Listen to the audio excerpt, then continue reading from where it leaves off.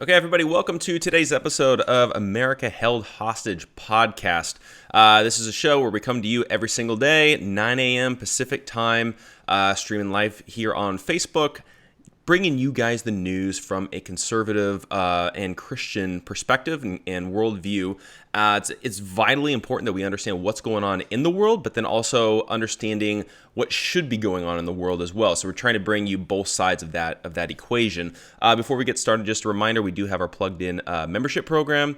With that right now, you're going to get access to the Destroy Social Justice Conference recording. Night 1 is currently available in there. That's messages from Schumann, Patrick Wyatt, and Dr. Mike Spalding, as well as the very first episode of our show, Connected, which is a roundtable show that myself, Sam Jones, Dustin Faulkner, and Schumann put on. So that's available for you guys as well as a plugged-in member. So check it out, gatekeepersonline.com/plugged-in. If you'd like, you can join. You don't have to. We try to bring as much content to you for free as much as we possibly can. So, but yeah, if you'd like, check it out. See if it fits within your budget and anything that's going on. I totally understand everything's crazy right now. But again, check that out if you guys get a chance. John, I know we were talking right before, but we've got a lot of news to cover. There's a lot going on right now. Yeah.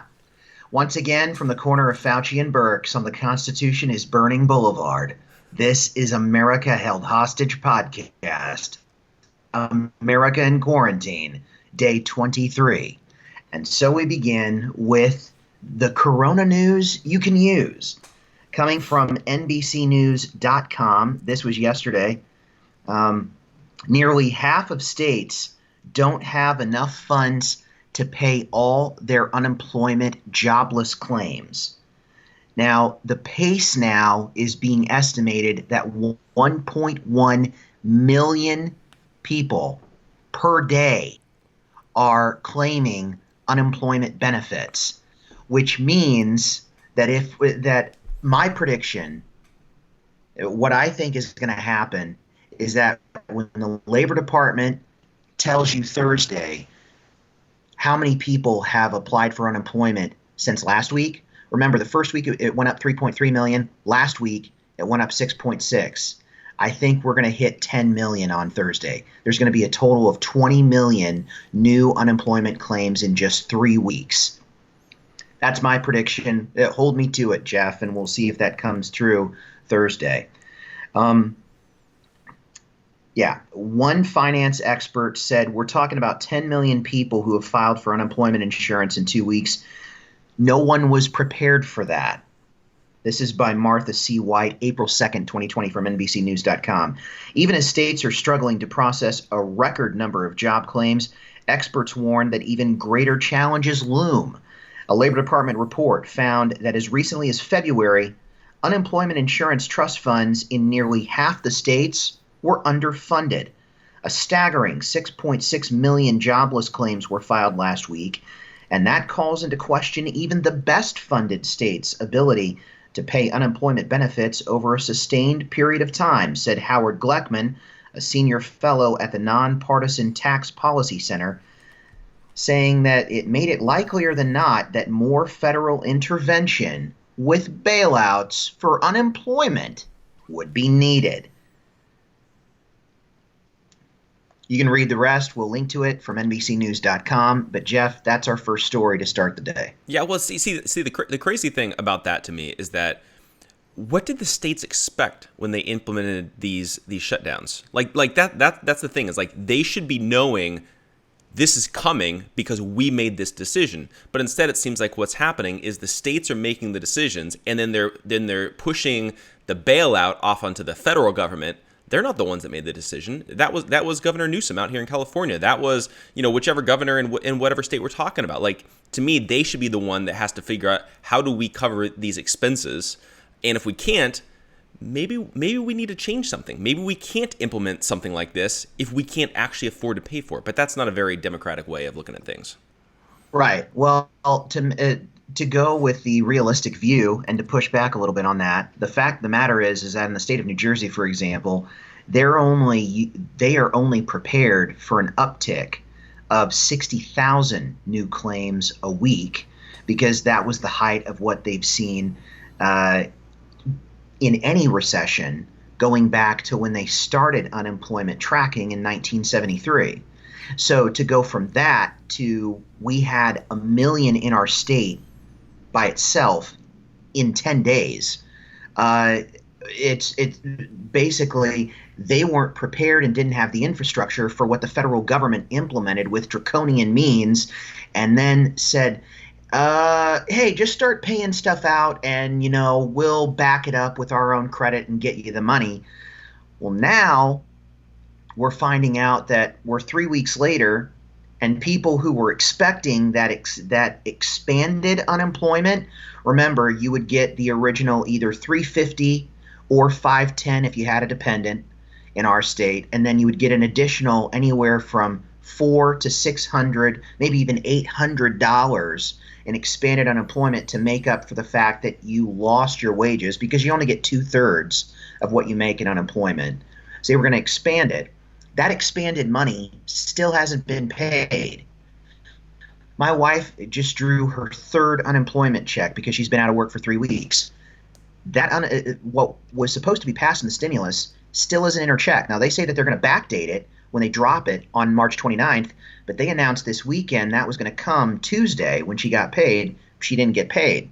So now people are wondering, well, where's the stimulus? Why is it taking so long? We can take away your constitutional liberties.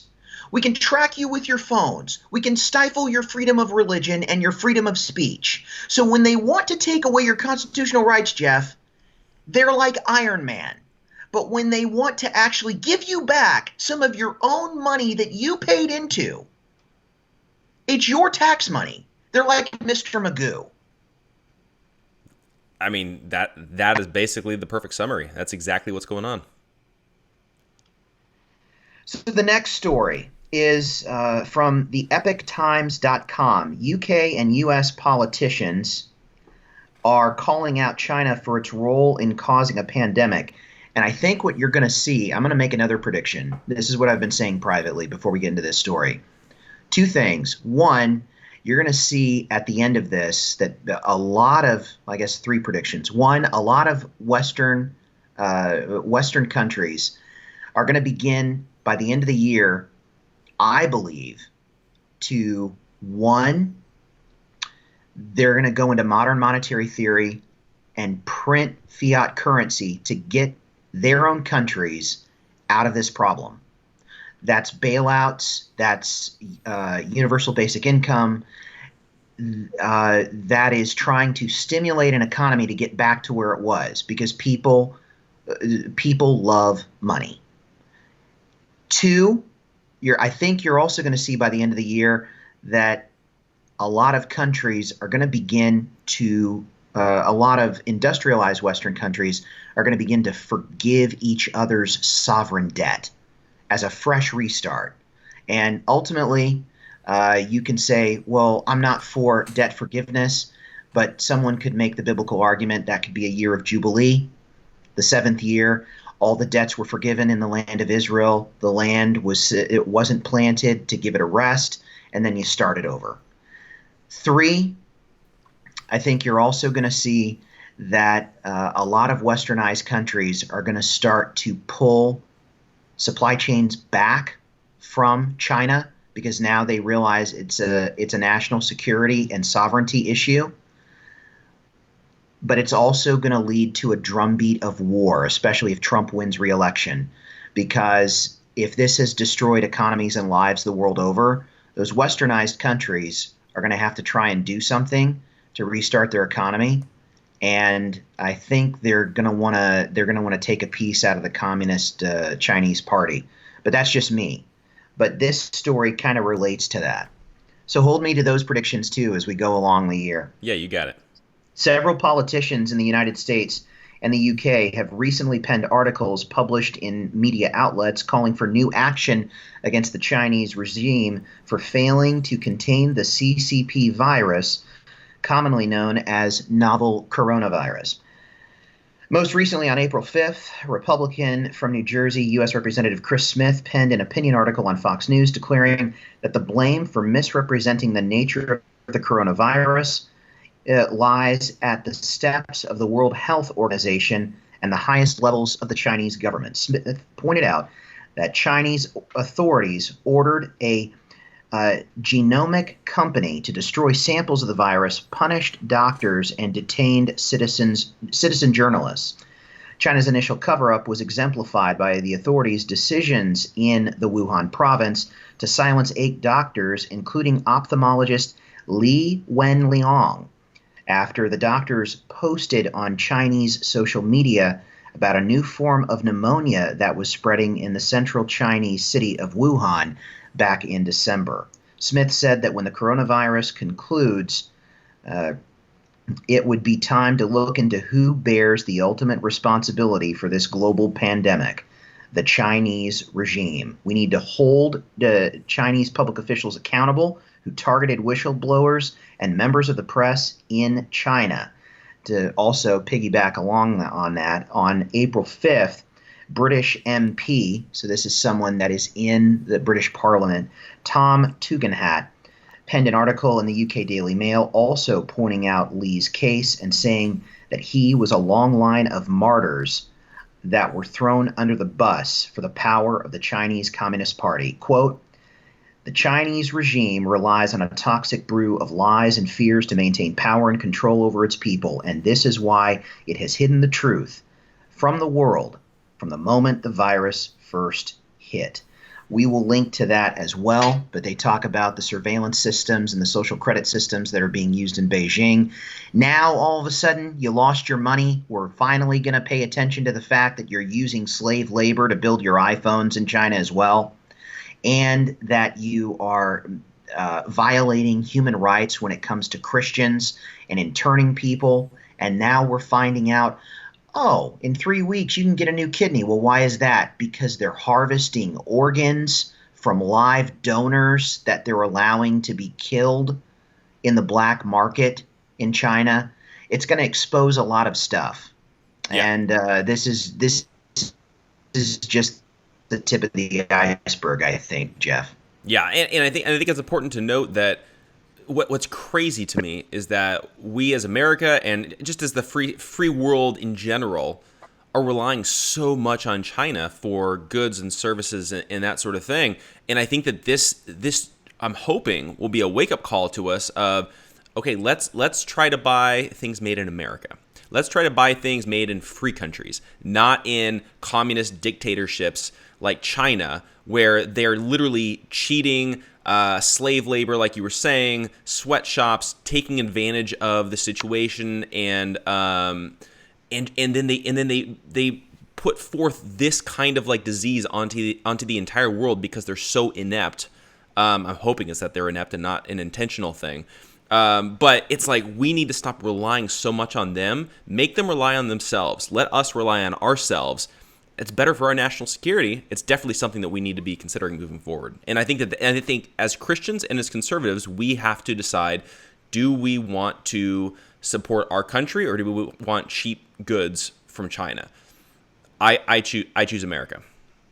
I would piggyback off that and say that I agree with you, but in order for us to get to that point, we have to pressure the companies that we purchase from and our politicians to actually bring back those supply chains, because that's going to put Americans back to work. And if we're going to have 20 million, which I predict is going to be the new number by Thursday, if we're going to have 20 million unemployed, then you're going to need to bring jobs back from overseas in order to rebuild your economy here. And you're going to need to let Americans know we can't allow this to occur again. This is our new economic Manhattan Project. We have to rebuild our halls of industry. We can retool the closed factories in the Rust Belt to make the clothes, make the plastic goods, make the things that you consume. But we're going to have to be willing to spend, instead of $1 at the Dollar Tree, $2, $3, or $4 for that same thing at Walmart or Dollar General, because it's made in America. And we are paying a living wage, not a mandated federal minimum wage. There's a difference. A living wage that allows people to make a good living, an honest living, but those are made in America. But we have to, at first, I want to buy those things too, but you can't buy stuff that's made in America that much anymore. We've got to bring those supply chains back. And that starts by being vocal on social media. That starts by emailing congressmen, calling your senators. That starts by running for office yourself. That starts by going to your state legislators and pounding the door and saying, you need to be working with the federal government to bring those jobs back to our state, because I don't want to go through this type of crap again. I don't want to lose my job. I don't want to wonder about how much money I have left in my savings, so that can I pay rent, or am I going to be able to buy groceries? And I also don't want to be imprisoned in my house and be told you can't talk, you can't move, you can't worship. Heck no. Yeah, it's crazy how quickly our country has gone to an authoritarian government. I mean, it's oppressive, it's authoritarian, it's literally taking away our rights. I mean, this is the kind of stuff you expect out of like a communist socialistic country, not a capitalistic free society like America. It's mind-boggling to me. And it's went at warp speed. I mean, this reminds me of the TARP bank bailout in 2008, where George W. Bush said, we have to suspend the principles of the free market in order to save the free market. And I'm thinking, we're going to bail out banks? There's no bailout for Main Street. Meanwhile, we're getting bilked. No. You know, you're saying they're too big to fail? Well, I'd like to see some of these places fail because they manipulated our currency and now they're stealing our money. But we had to do something. And it went from we're gonna fall off an economic cliff to 1 week later we're passing the largest bill ever in American history. Well, now we just passed that 3 times over 3 weeks ago, and it sounds like the same thing. We have to do something, otherwise we're gonna destroy ourselves. Well, it sounds like you still are, because you've just shut down the world's greatest economy, the world's largest economy, and in doing so, you led the way that over 130 countries are following your lead. And now we're finding out, Dr. Fauci announced today, or that on Twitter I saw from the IMHE at the University of Washington with the Bill and Melinda Gates Foundation, that now we've revised the deaths from COVID-19 yet again. And by August 4th in America, it will be just a little over 61,000.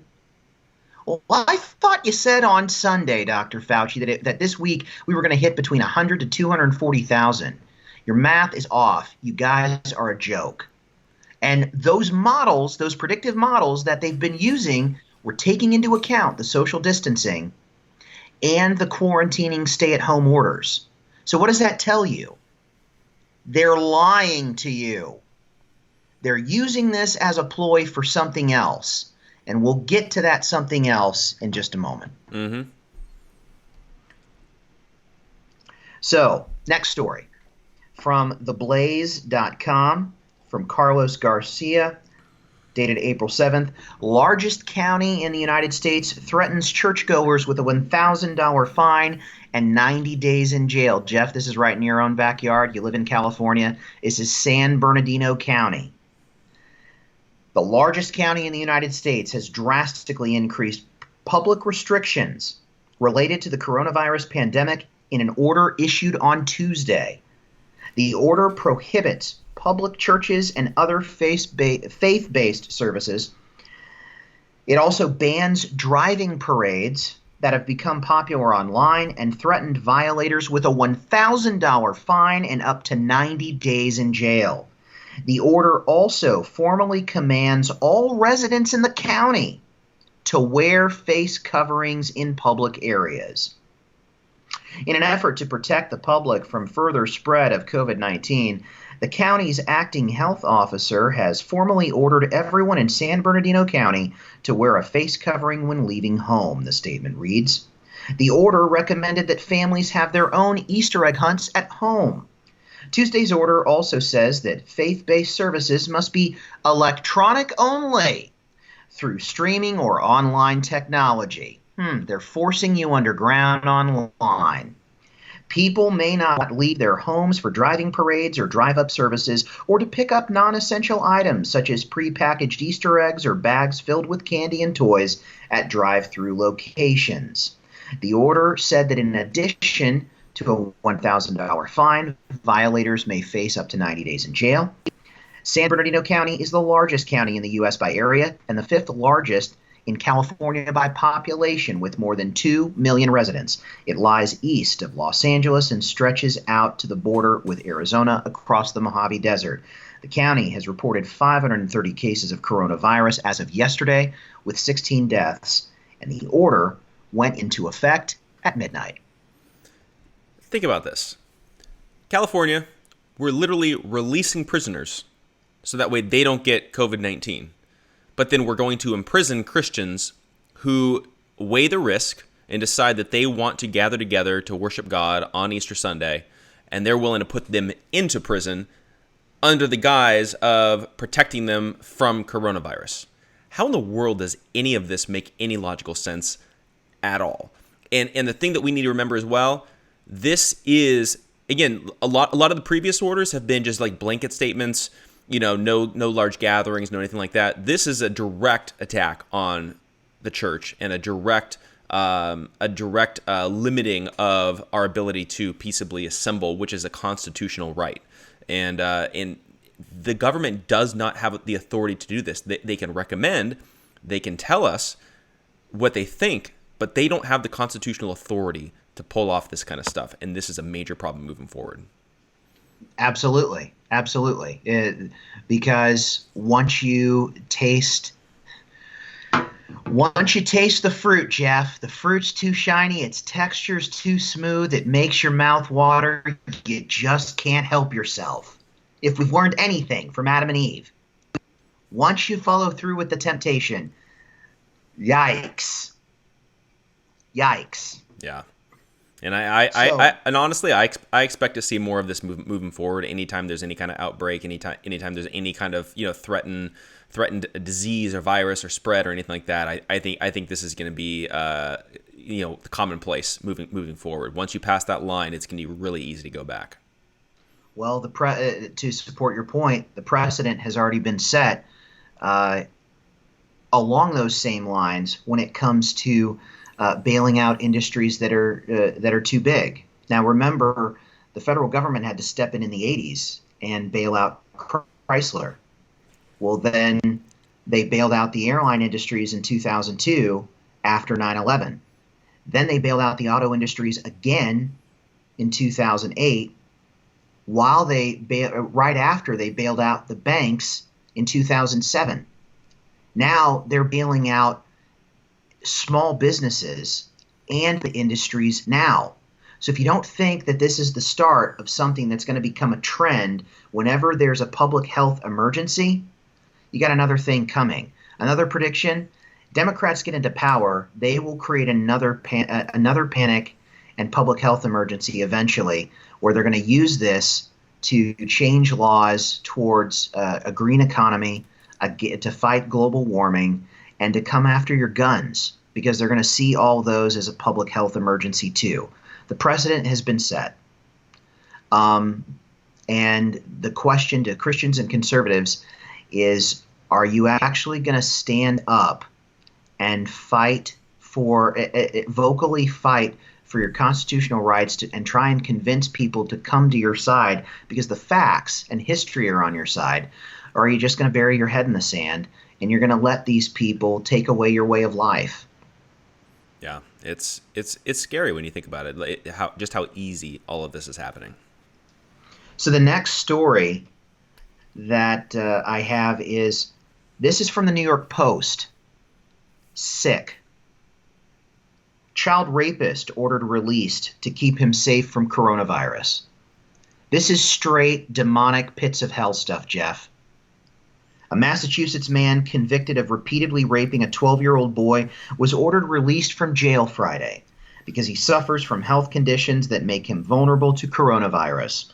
Glenn Christie, 54, who uses a wheelchair, was ordered released from the Massachusetts Treatment Center by Superior Court Judge Heidi Brieger, WBUR reported out of Boston. One of the conditions is that Christie tests negative for COVID-19, the station reports. Christie was convicted of child rape and indecent assault on a child under the age of 14 and was being held for violating his probation conditions, according to the report. 2 inmates in the facility, one of Christie's former roommates, have died from the virus, according to Christie's attorney.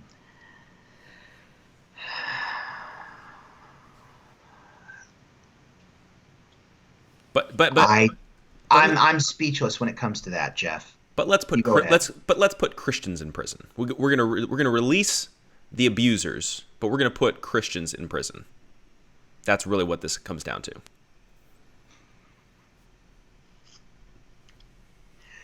You know what? Now it makes sense when they said, "Give us Barabbas. We'll take the rabble rouser that killed the Roman soldiers. Give us Barabbas, but throw that Jesus. Throw him on the cross." Yeah. Very true. Very true. If we don't understand, if we're not discerning right now about how did this stuff happen in the past, it's already happening now. The people that cried out in Acts for 2 hours mindlessly, great as Diana, Artemis of the Ephesians in the city of Ephesus for 2 hours, and people were joining the crowd and they didn't even know why. Well, that's like a social media Gestapo mob that's just piling on people with not knowing why. They're just going along like mind-numbed lemmings. And then you want to wonder why people are so demonic when it comes to the social media mob. And you wonder, well, I wonder what it was like when people were crying out in Sodom and Gomorrah, the crowd outside of Lot's house. You're seeing it now when they shame you, when they want you to shut up and they want to dox you on Twitter or Facebook just because you refuse to go along with the groupthink. We're seeing the same thing, and this story just proves it. If you want to know why they cried out for Barabbas and they threw Jesus on the cross and had him whipped, this is the same thing. Yeah, let's throw Christians in jail, but we'll release child rapists.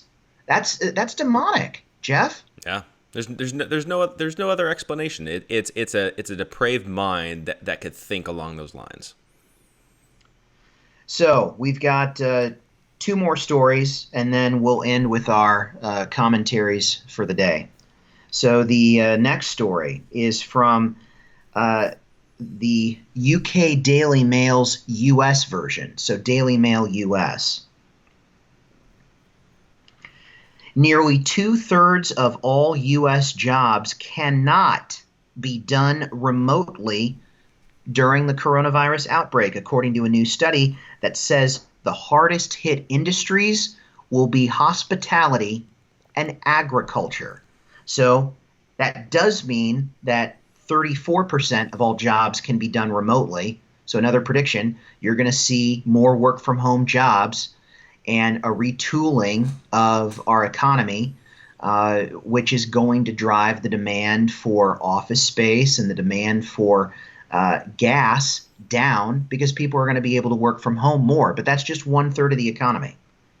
A new study from the National Bureau of Employment Research says that up to 37% of U.S. jobs can be done remotely. The education industry has the most number of jobs that can be converted. That's interesting. Are we gonna go to online or homeschooling because of this? The hardest hit industries, though, will be restaurants and hospitality. Just 4% of those jobs can be done remotely.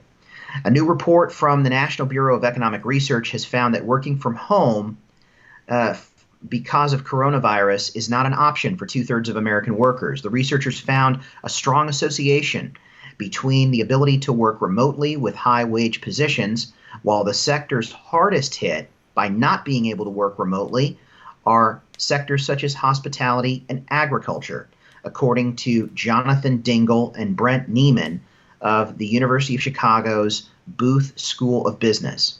The study shows that only 37% of American jobs can be transitioned to telecommuting, which provides an important input to predicting the economy's performance during this or subsequent periods of social distancing. The report is also meant to help identify which industries will be hardest hit and could be targeted for social insurance payments and other forms of governmental support. Yeah, I mean, what's interesting is I feel like the percentage is actually going to end up being a little bit higher for people that could work from home, and I think what's going to happen is I think we're going to see companies are going to realize coming out of this, we could save money if we continue to work remotely afterwards, as opposed to continually getting that office space, as opposed to wasting time, people having to drive into work. Like it could be more effective to have more people work from home. I mean, we've got the technology to do it. You have to build or rent less office space. You consume less energy when it comes to electronic devices and things. I think that you're going to see a retooling not only of education, but also of certain parts of informational-laden industries, because we're finding out you don't have to be in a workspace in order to work. Right. So, last story for the day, and then we will go to our commentaries. I told you before that we were going to tell you what wickedness this way comes. If they've been lying to you about the numbers, what are they going to do after this to try and convince you? Just like, well, we went into Iraq for WMD. WMD isn't there, so what do? Well, we got to spread freedom and democracy across the Middle East because men want to be free. No, they don't, George. I'm sorry. And I voted for him twice. But if men wanted to be free, they'd be following Jesus. No, they want to follow their own devices, and they want to rule you with a rod of iron. That's why we have so many tyrants across world history. Now, America is the only place where liberty and freedom as an experiment actually thrived. Wonder why? But the point is, where are these alarmists that shut down the country and made you think that 2.2 million people initially a month ago were going to die in the U.S. from COVID-19? Now we're being told it's going to be less than 60,000 by August 4th. From the New York Times World, environmentalists are using these strange times of coronavirus to make a point. Pollution is not something that can't be reversed, because we just reversed it. And our buddy Steve Deace said, there it is, why climate alarmists and their models demanded we immediately install a proto-Green New Deal to inoculate ourselves from coronavirus, because to them, human beings and capitalism are the real virus. They will never let a good crisis go to waste. And this article that I'm linking to from New York Times World, India savors a rare upside to coronavirus: clean air. Shocker. Delhi residents are stunned by how blue the sky really is, as a strict lockdown cuts back drastically on air pollution.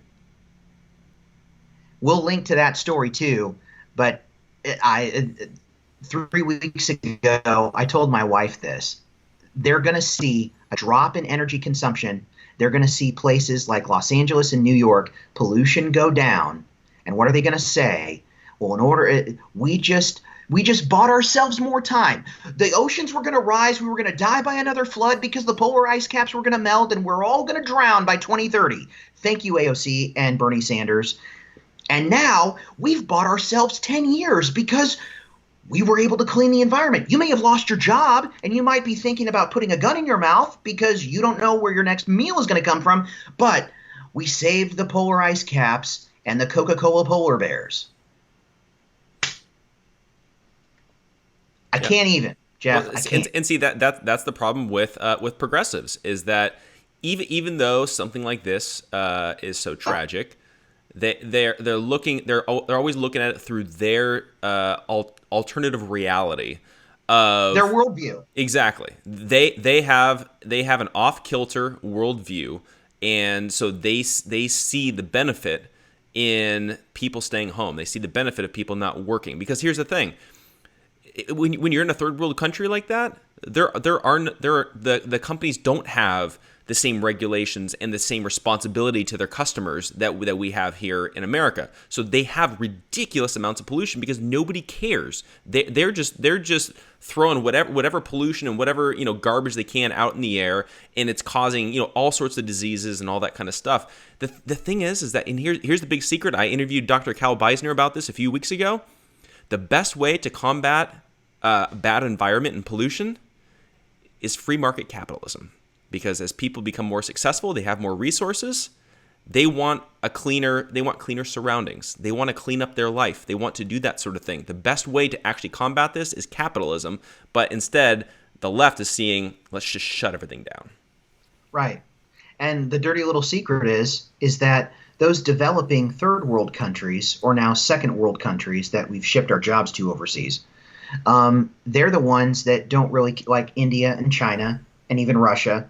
They don't care about their air pollution, but it's these woke Western industrialized countries. But the dirty little secret is leftists are like, oh, we have to do more. Do you know that our air is 90% cleaner since 1990 because of the measures that we've taken through innovations with some federal regulation, but a lot of just free market capitalism and companies actually figuring out, hey, we don't have to do these measures where we're polluting the environment. We can actually be a good steward of what God gave us, and we can still be productive. Go figure. Yeah, shocker. Yeah, shocker. So this is my final thought for the day, and then Jeff, you can take it away and close us out. And once again, find me on Twitter at @jhinton_. If you have stories, DM me, send them to me. I'm not on Facebook, but you can find me on Twitter at @jhinton_, and log on to Gatekeepers Online as well, where you can find a lot more content. People like our buddy Sam Jones and No Compromise with Evil, Patrick Wyatt. They host the Shining Light podcast, and that's been something that's been a blessing for me for the last almost 2 years. He's a great guy. He will talk about conservative issues, but also from a Christian perspective, things that are going on in the church. You can Jeff will give you more details about that, but if you want to join as an insider, you can find that at gatekeepersonline.com. Also, if you have something that you want us to share, like I said, DM me or DM Jeff at JeffTheGK. And we look forward to being with you every day throughout this crisis, and then we'll see how we're going to transition this podcast moving forward.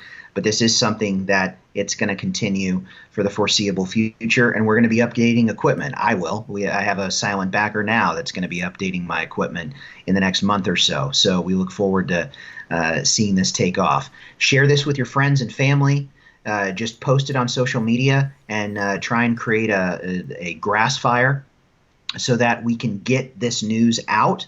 It's free of charge. We're never going to charge. But people need to know that there are alternative sources of news where there's real news that's being shared. Just because it's not being reported on cable news doesn't mean it's not being reported at all. So, last thing. Saw this yesterday, and of all people, I grew up as a huge pro wrestling fan. I still have I still have my Hulk Hogan action wrestling figurine from 1990. Never knew it though, but after the events of the last few years, Hulk Hogan became a Christian. And he said 2 days ago on social media something that I think is very true. It's very controversial, but it packs a punch. He said, in 3 short months, just like he did with the plagues of Egypt, God has taken away everything we worship. God said, you want to worship athletes? I'll shut down the stadiums. You want to worship musicians? I'll shut down civic centers. You want to worship actors? I'll shut down theaters. You want to worship money? I'll shut down the economy and collapse the stock market. You don't want to go to church and worship me? I'll make it where you can't even go to church. If my people, who are called by my name, will humble themselves and pray, and seek my face and turn from their wicked ways, then I will hear from heaven and will forgive their sin, and I will heal their land. 2 Chronicles 7:14. Maybe we don't need a vaccine. Maybe we need to take this time of isolation from the distractions of the world and have a personal revival where we focus on the only thing in the world that really matters, Jesus. You can hear it in the background. I am a real American. Fight for what's right. Fight for your life. Awesome. Awesome. Never knew that we now have Justin Bieber, Kanye West, and Hulk Hogan leading the charge to storm the gates of hell in America. I'll take them over Kenneth Copeland, Joel Osteen, and Joyce Meyer and the SBC ERLC woke social justice warriors any day of the week and twice on Sunday, Jeff. Kanye West for president 2024. Just saying. Maybe we'll throw in Hulk Hogan as a VP. So I wanted to close out with something that a lot of Christians and a lot of conservatives don't talk about. But I saw a tweet yesterday by Ben Shapiro, and he was saying this. And this is what he said. He said the stats from the New York City Department of Health as of this morning regarding pre-existing conditions and the age of deaths. And so we got the statistics back from New York and in dealing with coronavirus. And there's about 3,000 people that have died from coronavirus in New York, and as a general number, right? And so they broke down by age group, and then whether there were underlying conditions or no underlying conditions. There's only 2 people under the age of 17 that have died from coronavirus. 2 of them had underlying conditions. And then from there, we begin to see, as you get older, there's more and more people that are dying from coronavirus. So clearly there's an age issue in here as well. But here's the key. If you're 75 years and older, there was a little over 1,400 deaths from COVID-19. Out of that, 9 of them had no underlying conditions. For 65 to 74, again, 9 people died without a pre-existing condition. Between the ages of 45 and 64, 25 people died without a pre-existing condition. So out of 3,000 people that died from COVID-19, approximately 50 people died without pre-existing conditions. And they define pre-existing conditions as this: having diabetes, lung disease, cancer, immunodeficiency, heart disease, hypertension, asthma, kidney disease, and GI liver disease. The majority of those diseases are self-induced through diet and not living a healthy lifestyle. Maybe this is another wake-up call to us as Christians, conservatives, and Americans. We need to take care of ourselves when times are good. Stop eating so much sugar. Stop eating so many carbs. Stop eating unhealthy. Get back to eating real food. Exercise. Live a healthy lifestyle. Stop drinking so much. Stop smoking. Stop doing all these things and stop inputting all this bad garbage into your bodies. Because if New Yorkers, all these New Yorkers that died, if they were living a healthy lifestyle and they didn't have diabetes and they weren't self-inducing themselves with smoking and things like that that are causing lung disease and all these different conditions, less people, more than likely, looking at these statistics, less people would have died. So I talk about this, a lot of conservatives, a lot of Christians, they make fun of me for saying eat healthy, eat healthy, eat healthy, but here's the statistics. Diabetes. They're saying that diabetes, that coronavirus actually attacks those with diabetes more because of the glucose levels, and then it becomes a snowball effect. That is something that's avoidable through diet. Take care of yourself. Just like we say with Christianity, find good pastors and input good teaching into your body. The same goes when it comes to food. input good stuff into your body, and then that way, more than likely, this virus would be affecting and killing a lot less people than we're seeing today. So that's my little non-theological rant. Amen, Jeff. That's Amen. my little non-theological rant, but that's my takeaway from all this. Be healthy. That's the thing. So be a wise steward of your money, and also treat your body as a temple. So garbage in, garbage out. Exactly. We're supposed to. If the eye is the lens of the body, what you put in is what traps in your mind, according to the scriptures. So if your eye is darkness, how great is that darkness? Same thing when it comes to what you eat. We're told to be wise stewards of our money, but to treat our body as a temple. So be wise. It's probably better to eat a piece of meat that you cook yourself, fish, turkey, chicken, some beef, rather than getting a Big Mac at McDonald's. Exactly.